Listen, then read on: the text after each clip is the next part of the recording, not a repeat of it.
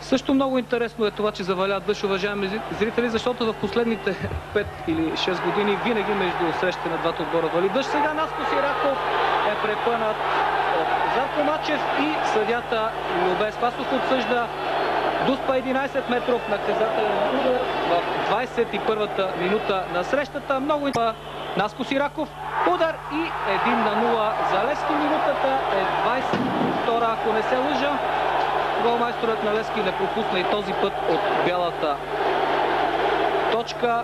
И така матчът започва да става наистина много интересен. 1-0. Господин Колев, вие помните ли във вашите коментари на матчовете? Танев. Много добре се възползва Илиян Илиев от неговото спиране. Илиян Илиев. Много добра топка за Александров и 2-0. 2-0 за Левски. Голмайстор Александров.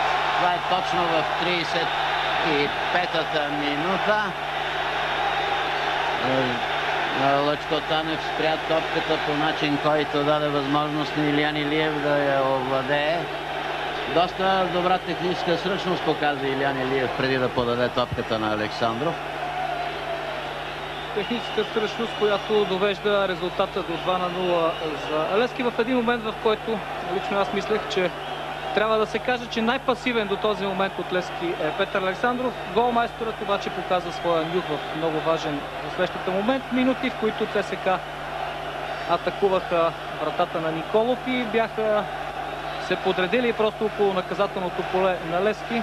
Сините и на съдийските колеги в Българския футболен съюз и при ФИФА. Когато се прекрати голова атака с нарушение, почти винаги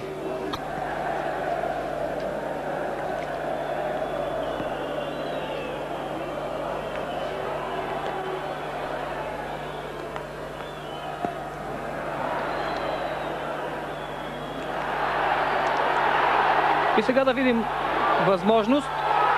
И Наско Сираков оползотвори тази наивна грешка на защитата на ЦСКА. Видяхте, грешката тръгна още от капитана Ивайло Киров. Наско Сираков открадна топката сам срещу Румененов. Довежда нещата в това дерби до 3-0. Наистина много трудно е да се коментира този гол, защото защитата на ЦСКА сякаш спря. Сякаш чакаше някакъв знак от страничния съдия. Не може да се говори за засада. Ето повторението, виждате. Илиян Илиев първо. Наско Сираков сам, след като се пребори, разбира се, много добре с защитник на ЦСКА. Хладнокръвно реализира третият гол в срещата. Трети гол за Левски и втори за Наско Сираков. И така 3-0 Левски води срещу ЦСКА. От А група, дори и от Б.